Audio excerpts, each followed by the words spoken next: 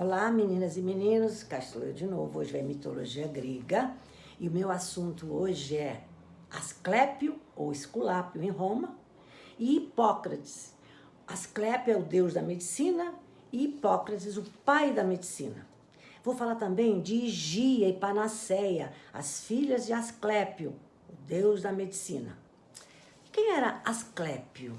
Já contei essa história, mas para falar dele tenho que retomar a sua origem, tá? Ele era, segundo a mitologia, filho de Apolo e da mortal Coronis, lembram? Eles tiveram um romance e ela ficou grávida. No entanto, ela o traiu com outro. E ele soube dessa traição pela sua ave sagrada, a sua ave mensageira, que era o corvo, que na época tinha as penas brancas. Ele foi incumbido por Apolo para vigiar Coronis, acho que ele devia estar desconfiado. Quando soube dessa traição, a crise de fúria de Apolo foi tão grande que, sem pensar, escureceu na hora as penas do corvo, coitado. Então, por isso que ele tem essa cor até hoje, tá?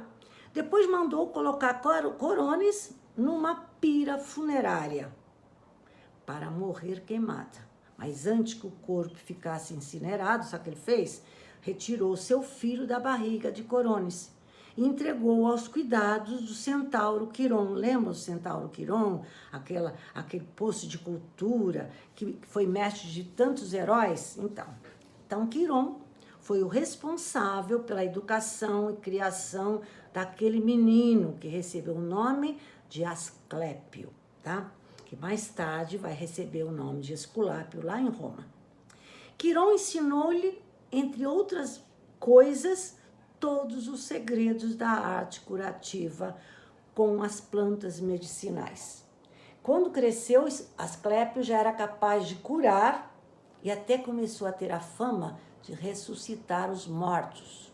Bom, adulto, casou com Epione e teve vários filhos, mas duas filhas também ficaram famosas na mitologia. Sabe quais são? Panaceia e Higia, ou Higeia. Panaceia está no nosso vocabulário. Se vocês olharem no dicionário, o que é panaceia? Todo mundo sabe. O que é uma panaceia? Remédio pretensamente eficaz para todos os males. Isso é o sinônimo de panaceia. Então, Higia vai dar origem ao nome higiene. Então, eu vou falar um pouquinho de cada uma.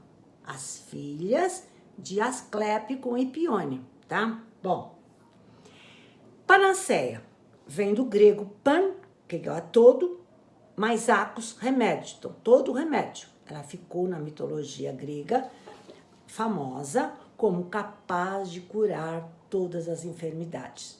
Por isso que é considerada a deusa da cura, a panaceia.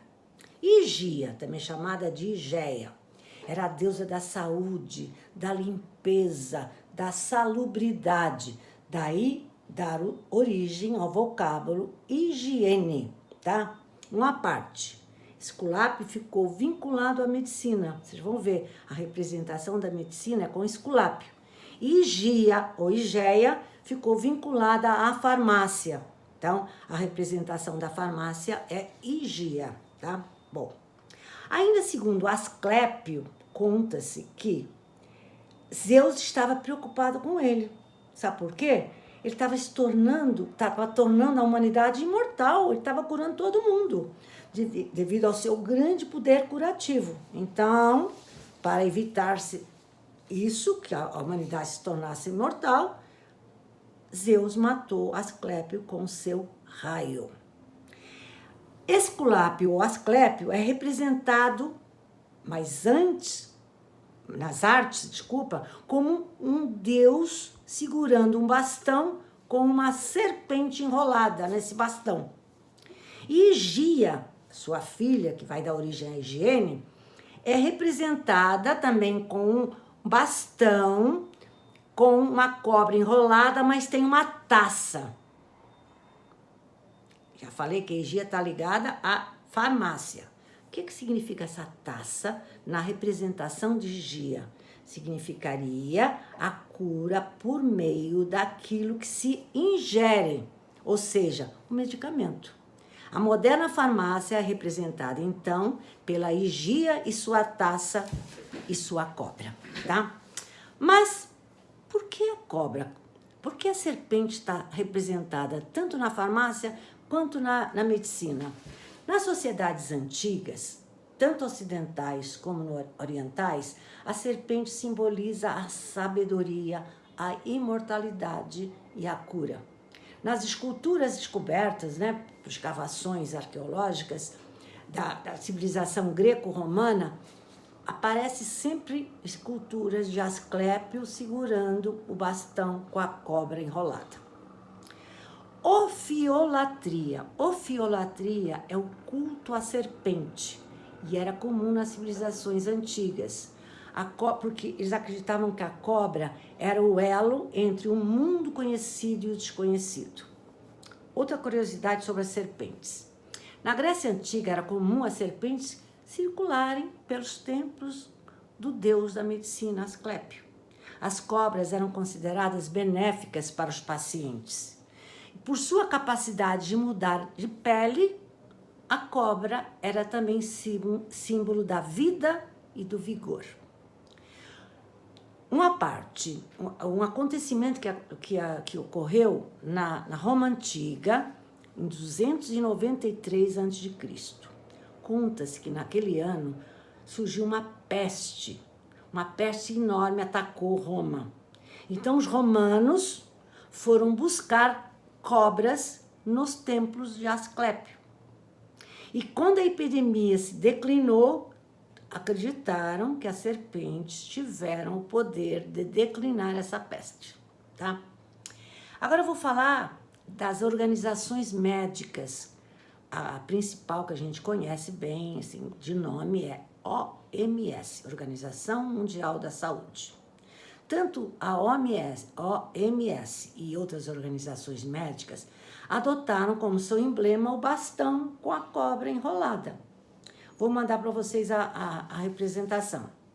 Vocês vão ver os símbolos tanto da medicina como da farmácia. Da farmácia, não esqueça, aparece a taça. Além da cobra, aparece a taça. Bom, agora ainda sobre a mitologia grega. Hermés, ou Mercúrio em Roma, lembram de Hermés, aquele deus mensageiro que tinha asinhas nas sandálias? Ele também porta um caduceu, um bastão, só que não com uma cobra enrolada, com duas cobras enroladas. Eles atribuem esse bastão, ou caduceu, o salvo-conduto que conferia imunidade a seu portador quando em missão de paz. Como ele era o Deus mensageiro, ele tinha que mostrar que estava em missão de paz. Então ele usava esse caduceu, ou esse bastão com as duas cobras enroladas. Ele tornou-se o mensageiro dos deuses e o cuidador dos viajantes. Porque naquela época, vocês sabem, na antiguidade, o comércio era do tipo ambulante. Então Hermés, ele foi consagrado como Deus do comércio, tá? Bom, agora voltando anos e anos depois, vou falar de Hipócrates, o pai da medicina. Ele era um asclepíade. O que é asclepíade? Um membro de uma família que durante gerações dedicaram-se aos cuidados da saúde. A origem é asclepíade, é de Asclépio, tá? Bom, Hipócrates é considerado o pai da medicina, não Deus, porque ele mudou a tônica da medicina. Rejeitou a superstição, as práticas mágicas, sabe? Que tudo acontecia por reflexo dos seus atos. Ele direcionou o conhecimento em saúde para o caminho científico. Ele dizia, as doenças, durante um certo tempo, evoluem de forma silenciosa, até alcançarem um momento crucial, que ele chamou de crises, com K, tá? Que vai dar origem à nossa palavra crise. Momento em que a doença se define rumo à cura ou à morte. E também falava que a causa das doenças são variadas. não são mágicas, não se pode colocar superstição. Ah, ele está tendo essa doença porque ele fez um mal para alguém, ou porque ele não rezou. Então, a causa das doenças são variadas e resultam de várias causas, como fatores climáticos, raciais, dietéticos e até do meio onde as pessoas vivem, etc, etc. Sua ética, a ética de Hipócrates, resume-se no famoso juramento de Hipócrates, que surgiu no século V a.C., embora alguns autores afirmam que foi elaborado numa época posterior. Esse juramento era proferido pelos que escolhiam a profissão de médicos, mas em meados do século XX, os médicos acharam que era um absurdo falar um juramento falando dos deuses, e o deixaram de lado, porque não tinha sentido, no século XX ainda falar dos deuses gregos. Então, em 1948, foi criada a Declaração de Genebra, 1948, adotado por um número crescente de países, embora alguns países ainda continuem com o juramento de Hipócrates. Eu vou falar um pouquinho de cada um.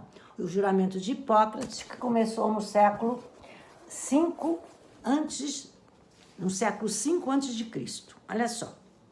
Eu juro por Apolo médico, por Esculápio, Higia e Panaceia, e tomo por testemunhas todos os deuses e todas as deusas, cumprir, segundo o meu poder e minha razão, a promessa que se segue. E vai por aí. Agora a Declaração de Genebra, que começou em 1948. Eu, solenemente, juro consagrar minha vida a serviço da humanidade.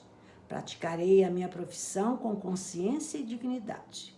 A saúde dos meus pacientes será a minha primeira preocupação. Respeitarei os segredos a mim confiados. E vai por aí. Gente, espero que vocês tenham gostado. Tchau, beijos.